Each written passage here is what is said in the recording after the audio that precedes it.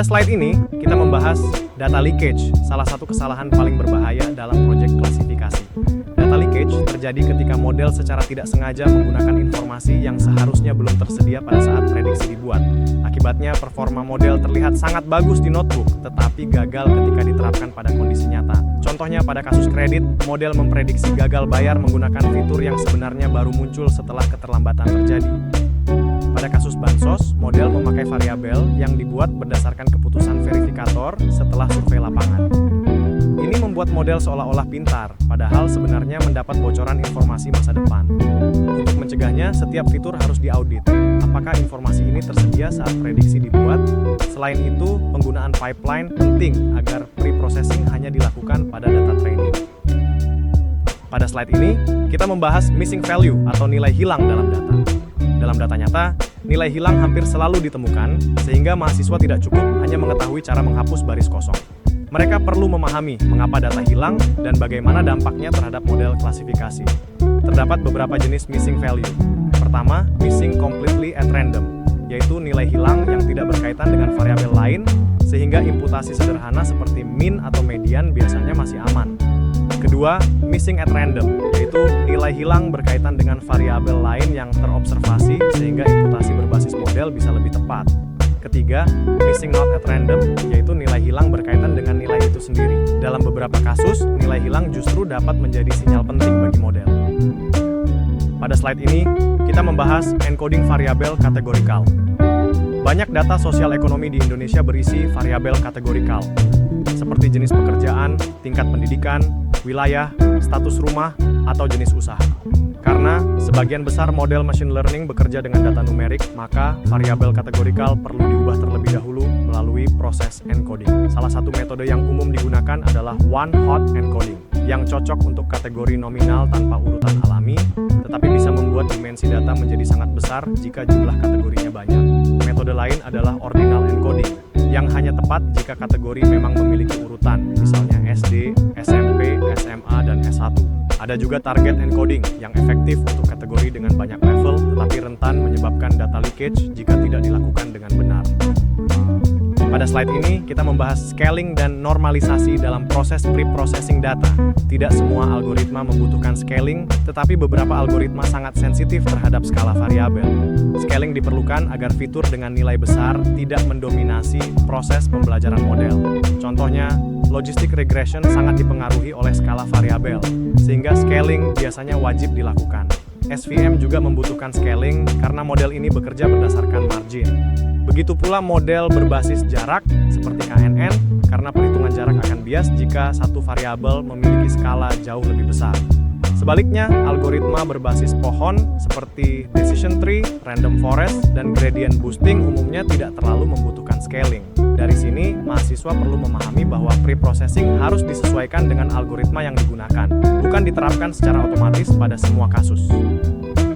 Pada slide ini, kita membahas class weighting sebagai salah satu cara menangani data tidak seimbang. Ketika kelas positif menjadi minoritas, model sering cenderung lebih berpihak pada kelas mayoritas karena jumlah datanya jauh lebih banyak. Akibatnya, kasus penting pada kelas minoritas bisa sering terlewat. Class weighting bekerja dengan memberikan bobot atau penalti lebih besar pada kesalahan prediksi di kelas minoritas. Tahapannya dimulai dari menghitung distribusi kelas, kemudian menetapkan bobot berdasarkan proporsi kelas, dan selanjutnya melatih model dengan bobot tersebut.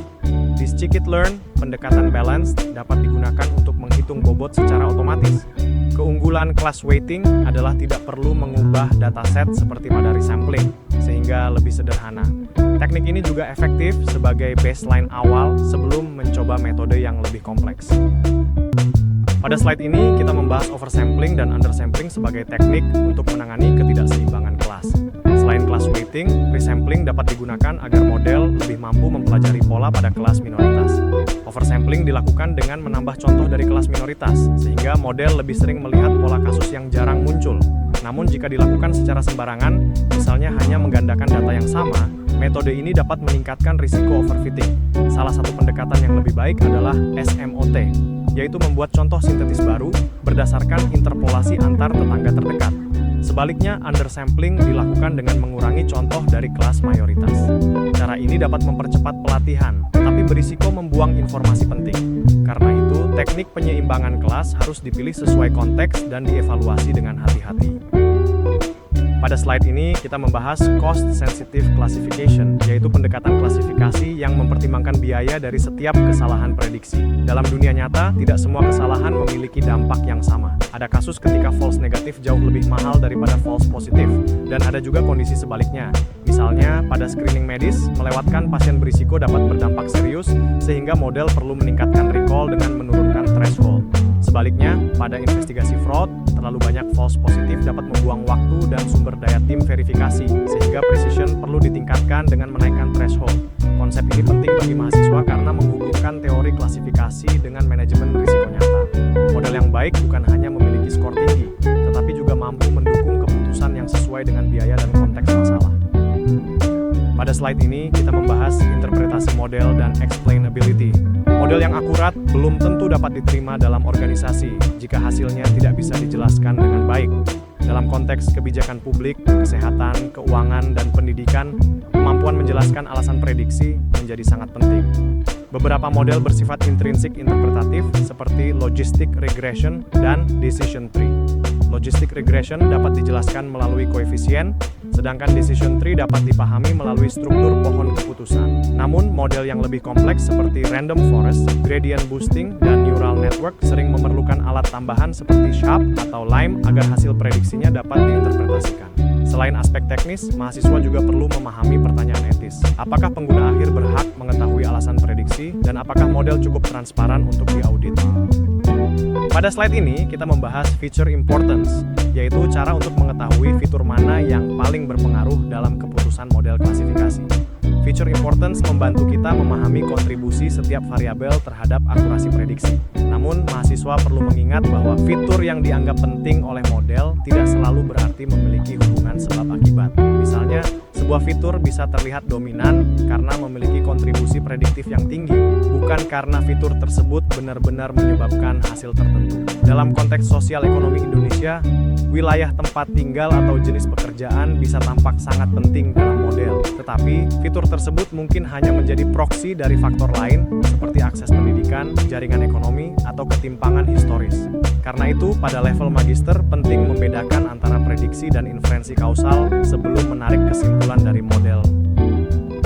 Pada slide ini kita membahas konsep fairness dalam klasifikasi. Dalam machine learning, model tidak pernah benar-benar netral secara otomatis. Meskipun model bekerja berdasarkan data tersebut seringkali membawa pola ketimpangan dari masa lalu. Karena itu, fairness perlu diuji, didiskusikan, dan bila perlu diperbaiki melalui desain data maupun aturan pengambilan keputusan. Contohnya pada model kredit. Jika data historis menunjukkan kelompok tertentu lebih sulit mengakses layanan keuangan, maka model dapat lebih sering menolak kelompok tersebut. Contoh lain adalah model bantuan sosial.